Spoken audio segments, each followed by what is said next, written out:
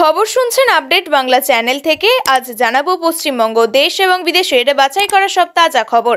আপনি যদি চ্যানেলে নতুন হয়ে থাকেন তাহলে অবশ্যই চ্যানেলটি সাবস্ক্রাইব করুন, কারণ প্রতিদিনের সেরা খবরগুলি আপনার হাতের মুঠোয় পৌঁছে দিতে আমরা আছি সদা প্রস্তুত। শুরুতেই জানাবো সংবাদ শিরোনাম। স্কুল না হানাবাড়ি, হাল ফিরবে কবে, অপেক্ষায় হরিশ্চন্দ্রপুরের শতাধিক পড়ুয়া। প্রভাব পড়বে শিক্ষা ব্যবস্থায়, যে 5 কারণে 32,000 শিক্ষকের চাকরি বহাল রাখল হাইকোর্ট।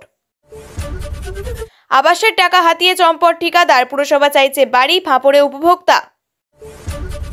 নির্বাচন কমিশনের করা পদক্ষেপ, এনুমারেশন ফর্ম ফেরত এসেছে, এমন পোলিং স্টেশনের সংখ্যা আরো কমল।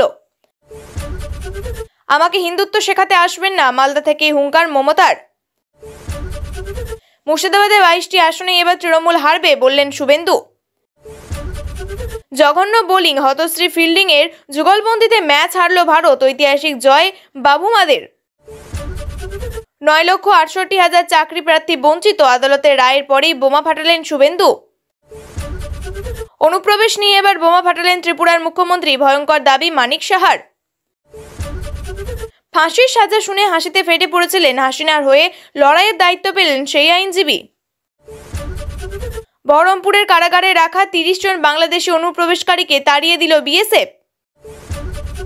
কাজের চাপে 4 দিনে 4 জন বিএলওর মৃত্যু, যোগীরাজ্যে এসআইআর ডিউটিতে চরম বিপর্যয়, মুখ্যমন্ত্রী তলব করলেন জরুরি বৈঠক।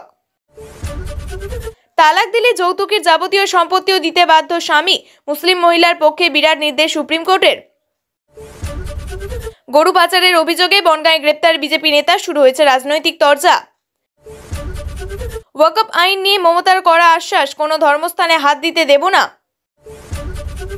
বিয়ের প্রতিশ্রুতি দিয়ে সহবাস, মহিলাদের টাকা গয়না লুট, যাদবপুরে যুবকের কীর্তিভাস। 32,000 শিক্ষকের চাকরি বহাল মানে দুর্নীতি শিলমোহর, ডিভিশন বেঞ্চের রায়ের বিরুদ্ধে কিসের ইঙ্গিত দিলেন অগ্নিমিত্রা। কলকাতা সহ সন্নিহিত অঞ্চলে জোর কদমে মেট্রো সম্প্রসারণ, তবে রাজ্যের ভূমিকায় আটকেছে কাজ, জানালেন রেলমন্ত্রী। লোকসভার বছরে বিজেপিকে 757 কোটির অনুদান টাটা গোষ্ঠীর, ছিটেফোঁটাও পেল বিরোধীরা। সংসদে মনরেগা ঝড়, অবিলম্বে রাজ্যের বকেয়া মেটানোর দাবি তৃণমূল সাংসদ জুন মালিয়ার। বনগাঁয় নগর সংকীর্তনে বেরিয়ে বিপত্তি, জেনারেটরে চুল জড়িয়ে মৃত্যু বৃদ্ধার। আরজিকর হাসপাতালে দুর্নীতি মামলা তদন্ত শেষ, আক্তারকে সমনের নির্দেশ। 5 লক্ষ রেশন কার্ড বাতিল পশ্চিমবঙ্গে, কেন্দ্র জানালো আসল কারণ। এসআইআর কি সত্যিই বিজেপির ষড়যন্ত্র, কি বললেন মন্ত্রী অরূপ বিশ্বাস। লক্ষ্মীর ভান্ডার নিয়ে মমতার বড়াই, বিজেপি ক্ষমতায় এলে 1 টাকা হলেও বেশি দেবে, ঘোষণা শ্রমিকের। বাংলায় শূন্য, দিল্লিতে 1, রাজধানীর উপনির্বাচনে গেরুয়া ঝড়ের মাঝে খাতা খুলল বামেরা। বাংলায় এসে ভূত ধরতে পারলেন সুব্রত গুপ্তরা। বাংলা জিততে লড়াই চালিয়ে যেতে হবে, দিল্লির বৈঠকে বঙ্গ সাংসদদের টার্গেট বেঁধে দিলেন মোদি। শকুনেরা ক্ষমা চান, অভিজিৎ গঙ্গোপাধ্যায়ের বিরুদ্ধে স্বতঃপ্রণোদিত মামলার আর্জি কুণালের। 32,000 চাকরি বহাল থাকতেই বিস্ফোরক তরুণজ্যোতি কৌস্তব, এবার সুপ্রিম কোর্টে মামলা। আমরা সমর্থন করছি না, হুমায়ুনের পাশে নেই দল।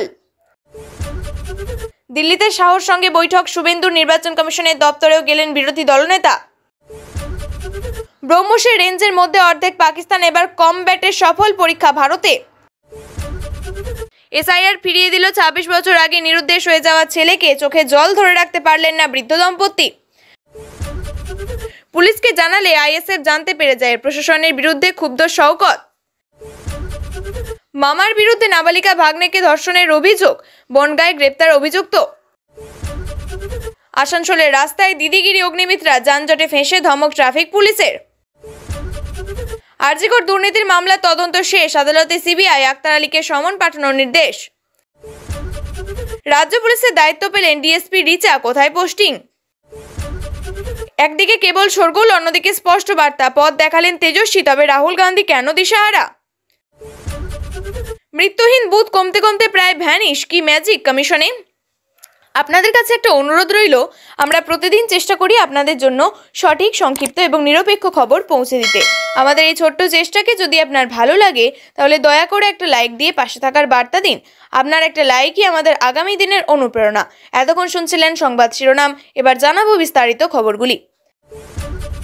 চরম দুরবস্থা স্কুলের, নেই গেট, নেই রান্নাঘর, নেই শৌচাগার। শৌচকর্ম সারতে ঝোপের ঝাড়ে যেতে হয় শিক্ষিকা থেকে পড়ুয়াদের। পানীয় জলের অভাব তীব্র, অভিযোগ বেহাল সেই স্কুলেই নিত্য বসে মদের আসর, আড্ডা জমায় সমাজবিরোধীরা। নিরাপত্তাহীনতাকে সঙ্গী করে স্কুলে আসছেন খোদ প্রধান শিক্ষিকা। স্কুলের প্রধান শিক্ষিকা সাকিলা বানু বলছেন, স্কুলের সমস্যা নিয়ে বহুবার তিনি ব্লক প্রশাসন, জেলা প্রশাসন, শিক্ষা দপ্তর, পুলিশের দ্বারস্থ হয়েছেন, কিন্তু দিনের শেষে হতে হয়েছে হতাশ। অভিযোগ কমেনি সমাজবিরোধীদের দাপাদাপি, ফেরেনি স্কুলের হাল। স্থানীয় বাসিন্দা থেকে স্কুলের শিক্ষিকা সকলেই একযোগে বলছেন, এই দুরবস্থা দেখার পরে এখন দেখার কবে ফেরে স্কুলের হাল। এলাকার বিধায়ক তথা মন্ত্রী তাজমুল হোসেন যদিও জানাচ্ছেন আগে তিনি পুরো বিষয়ে খোঁজখবর নেবেন, এরপর পুরোটা খতিয়ে দেখবেন। অন্যদিকে মালদার ভিআই মলয় মণ্ডল বলছেন, আমি খোঁজখবর করছি। আসলে এই ধরনের শিশু শিক্ষা কেন্দ্রগুলিতে অথরিটি, পঞ্চায়েত এবং গ্রাম উন্নয়ন দপ্তরের কাছে থাকে। তাও যেহেতু পড়াশোনার ব্যাপার জড়িয়ে রয়েছে, তাই আমাদের তো দেখতেই হয়। আমি খোঁজখবর নিয়ে দেখছি, তারপর যা ব্যবস্থা নেওয়া হবে। চাপানুত্তর চলছে রাজনৈতিক মহলেও। মালদহের বিজেপির সাধারণ সম্পাদক বিশ্বজিৎ রায় রাজ্য সরকারের বিরুদ্ধে তোপ দেগে উন্নয়ন নিয়ে খোঁচা দিচ্ছেন। বলছেন, সাধারণ মানুষ যাতে শিক্ষার আলোতে না আসতে পারে তার জন্য প্রাথমিক শিক্ষা কেন্দ্রগুলি 2011 সালের পর থেকেই বন্ধ করার চেষ্টা চলছে।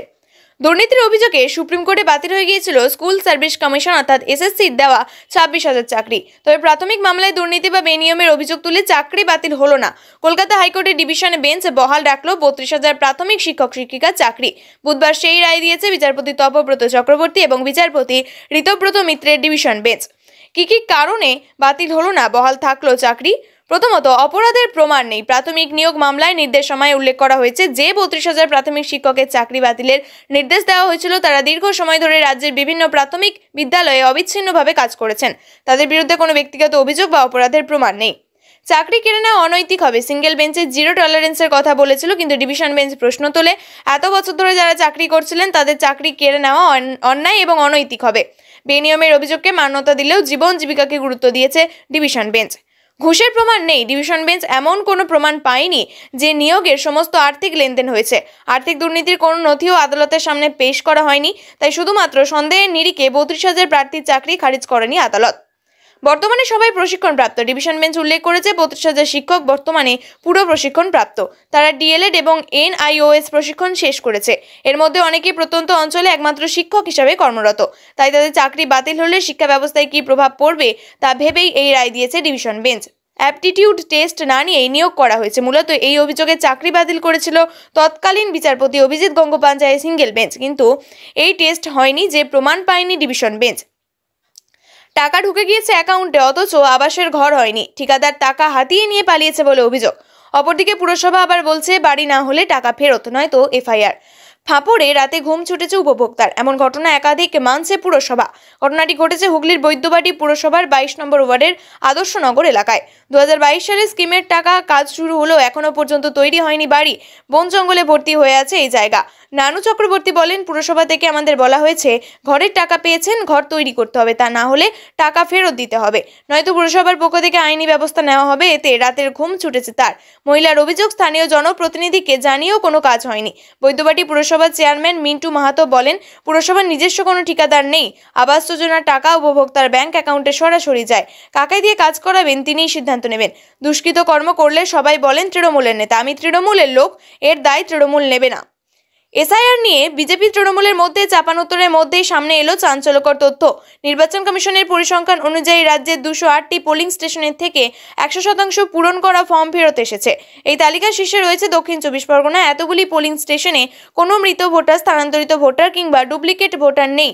বিজেপি বিধায়ক শঙ্কর ঘোষ বলেন, এই রাজ্যের ডেটা ট্যাম্পারিং রাজ্য প্রশাসনের দ্বারা কিভাবে করা হয়েছে সেটা মনে হয় আজ পশ্চিমবঙ্গের মানুষের কাছে একেবারে খুলে গেল। এবং সবথেকে আশ্চর্যের বিষয় হচ্ছে এক্ষেত্রে দক্ষিণ 24 পরগনা প্রথম হয়েছে। ফলে এই বুথগুলিতে এই মানুষগুলো কিভাবে অমরত্বের সন্ধান পেলেন এটা নিয়ে একটা গবেষণা হওয়া দরকার, রিসার্চ পেপার তৈরি হওয়া দরকার। এবং তার পাশাপাশি এই যে 100% ভোটার থেকে যাওয়া, এর পিছনে যে বিএলওরা রয়েছেন, ইআরওরা রয়েছেন, তাদের বিরুদ্ধে নির্বাচন কমিশনকে নির্দিষ্টভাবে তদন্ত সাপেক্ষ এদের বিরুদ্ধে ব্যবস্থা গ্রহণ করতে হবে।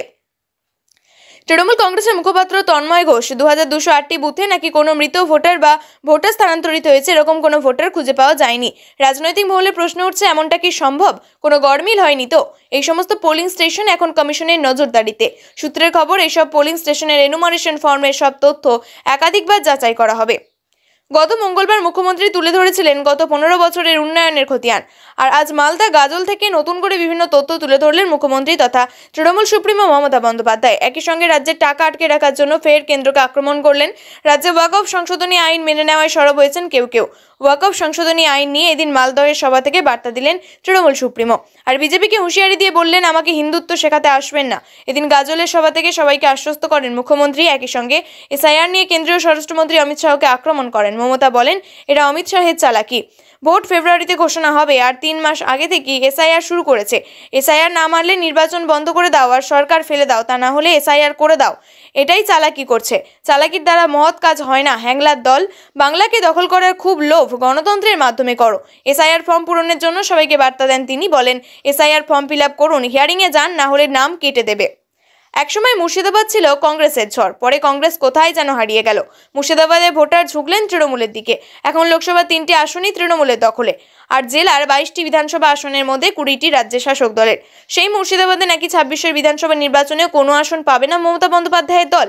এদিন বিরোধী দলনেতা শুভেন্দু অধিকারী বলেছেন, মমতা বন্দ্যোপাধ্যায়ের রাজত্বে কোনো চাকরির পরীক্ষা স্বচ্ছতার সঙ্গে হয়নি। সম্প্রতি যে পুলিশের নিয়োগ হয়েছে সেখানেও ওএমআর এর কার্বন কপি পরীক্ষার্থীদের দেওয়া হয়নি। আমার বিশ্বাস প্রাক্তন বিচারপতি অভিজিৎ গঙ্গোপাধ্যায় সঠিক জায়গাটি ধরেছিলেন, সেটা বেঠিক হওয়ার কোনো জায়গা নেই। তদন্ত সংস্থা সিবিআই এর রিপোর্টের ভিত্তিতে আদালত জানায়, প্রথমে 264টি নিয়োগে অনিয়ম ধরা পড়লেও পরবর্তীতে আরও 96টি নাম তদন্তের আওতায় আসে। পরে এই নির্দিষ্ট অনিয়মের জন্য পুরো নিয়োগ প্রক্রিয়া বাতিল করা যুক্তিযুক্ত নয় বলে মত দেয় ডিভিশন বেঞ্চ। রায় নিয়ে মুখ্যমন্ত্রী মমতা বন্দ্যোপাধ্যায় স্বস্তি প্রকাশ করেছেন। ভুয়ো নিষ্ক্রিয় রেশন কার্ড চিহ্নিত করে বড় পদক্ষেপ নিল কেন্দ্র। 2024-25 আর্থিক বছরে সারা দেশে 2.25 কোটিরও বেশি রেশন কার্ড বাতিল করা হয়েছে। এই বাতিল কার্ডের তালিকায় প্রথম 10টি রাজ্যের মধ্যে নাম রয়েছে পশ্চিমবঙ্গেরও। যে 10টি রাজ্য থেকে সবথেকে বেশি রেশন কার্ড বাতিল হয়েছে সেই তালিকায় পশ্চিমবঙ্গের সাথে রয়েছে বিহার, হরিয়ানা, উত্তরপ্রদেশ এবং মধ্যপ্রদেশের মতো রাজ্যগুলি। এছাড়াও অন্ধ্রপ্রদেশ, দিল্লি, ছত্তিশগড়, রাজস্থান এবং তামিলনাড়ুতেও গত কয়েক বছরে লক্ষ লক্ষ রেশন কার্ড নিষ্ক্রিয় করা হয়েছে। দুর্গাপুরে তৃণমূলের এসআইআর সংক্রান্ত জেলা সমন্বয় শিবিরে বৈঠক করেন মন্ত্রী অরূপ বিশ্বাস। উপস্থিত ছিলেন মন্ত্রী প্রদীপ মজুমদার, জেলা সভাপতি বিধায়ক নরেন্দ্রনাথ চক্রবর্তী, পুর প্রশাসক অনিন্দিতা মুখোপাধ্যায়, এসবিএসটিসি চেয়ারম্যান সুভাষ মণ্ডল সহ প্রাক্তন পুর প্রতিনিধিরা। এখানে মমতা বন্দ্যোপাধ্যায় রয়েছেন। প্রতিটি তৃণমূল কর্মীর নেতৃত্বের সঙ্গে থেকে নিশ্চিত করছে যাতে একজনও বৈধ ভোটারের নাম বাদ না যায়। অনেকেই বলেন, তৃণমূল কংগ্রেসের সরকার মহিলাদের যে লক্ষ্মীর ভাণ্ডার প্রকল্প দিয়ে সাহায্য করছেন তাতে তারা মা বোনেদের ভোট পেয়ে যাচ্ছে। আর এই লক্ষ্মীর ভাণ্ডারের সুফল প্রত্যেকটি নির্বাচনেই তৃণমূল তাদের ঘরে তুলছে।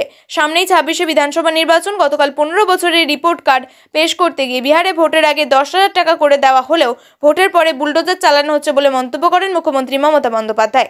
এই রাজ্যের মুখ্যমন্ত্রী তার সরকারের 15 বছরের রিপোর্ট কার্ড পেশ করেন। সেখানে রাজ্যের উন্নয়নের একাধিক তথ্য প্রকাশ করেন তিনি। এমনকি লক্ষ্মীর ভাণ্ডার নিয়েও বড় দাবি করেন মুখ্যমন্ত্রী মমতা বন্দ্যোপাধ্যায়। পার্শ্ববর্তী রাজ্য বিহারের কথা তুলে ধরে সেখানে ভোটের আগে টাকা দেওয়া হলেও ভোটের পরে বুলডোজার চালানো হচ্ছে বলে কটাক্ষ করেন পশ্চিমবঙ্গের প্রশাসনিক প্রধান। অন্যদিকে ভোট মমতা বন্দ্যোপাধ্যায়ের দিকে। সেই রকম কিছু হবে না যে টাকা মুখ্যমন্ত্রী আজ লক্ষ্মীশ্রীর মধ্যে দিয়ে যাচ্ছেন। আমরা অন্নপূর্ণা যোজনায় এর দ্বিগুণ টাকা, 1 টাকা বেশি হলেও এর থেকে পশ্চিমবঙ্গের মহিলারা পাবেন, এমনটাই দাবি বিজেপির। প্রিয় দর্শক, নিয়মিত সঠিক খবরগুলি সঠিক টাইমে পেতে সাবস্ক্রাইব করুন আপডেট বাংলা চ্যানেলটিকে। ধন্যবাদ।